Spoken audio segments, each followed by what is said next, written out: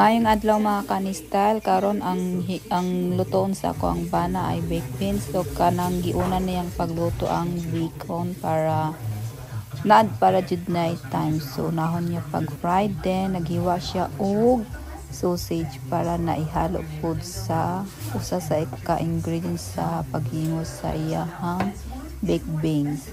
So ayan, gihiwa-hiwa niya ang sausage, dayon ang isunod niyang paghiwa ang sibuyas o bawang.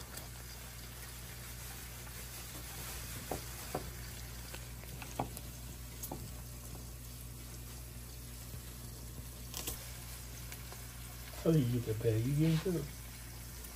You give him that bag. Yeah.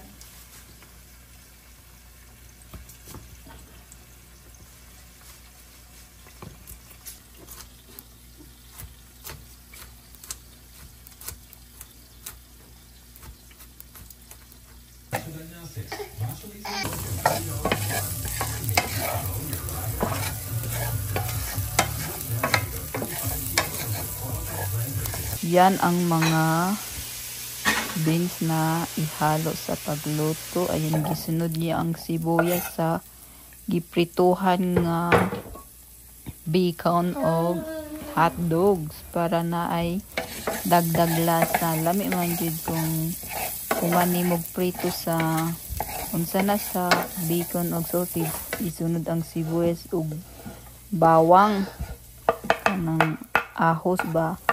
Unya pagkatapos anay sunod pod ang mga atsal ng green ug puya. Kana ihalo na siya.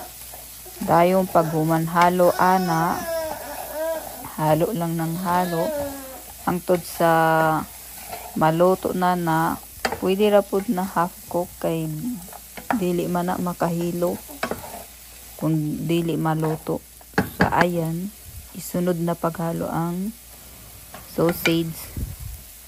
Dayon human sa sausage ang bacon.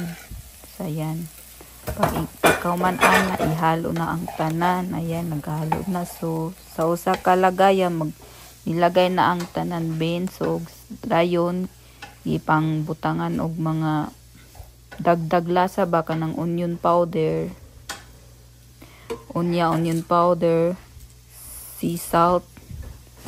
Pagkatapos maunang mga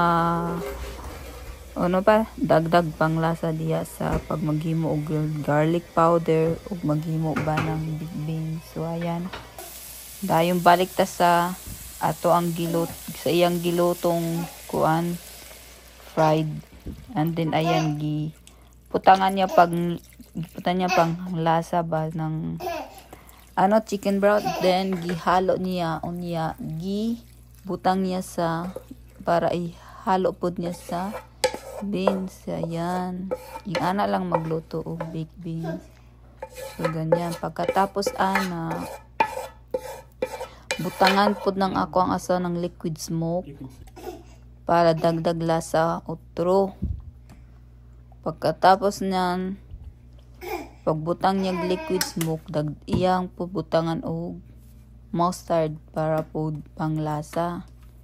So kamo na mag-imagine kung unsay lami, kay para sa ako ang bana og ako lami jud siya. Labi na butangan nimo og sauce ng barbecue sauce kana o ihalo pud nimo. So niya pagkatapos anang pagbutang sa barbecue sauce, mauna na, diba? Nakita naman ninyo kung unsa ang mga gipangbutang mga pangdagdag lasa, mga ingredients di ay. Butangan niya pod niya ng molasses para mo dagdag sa amoy na basta magana lagi sa abaho. Yan na diba? Mura nagsyag kuan. Andiya gibutangan og honey. Kay ang honey padugang man sa tamis gamay. Murag fight ba ang tamis og sa tanang mga seasoning gipang butang. Mao na unya. I-mix na ng ako ang asawa. Ihalo niya na. See? Pag kuman ano niya, sige, pag kuman niya, halo-halo. So, iyahan na, dayon, iluto sa grilled. So, mao na, nagsubo-subo.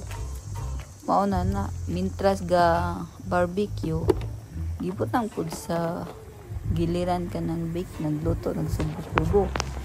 So, mao na, salamat sa inyong panonood. Pakisubaybay sa aking YouTube channel.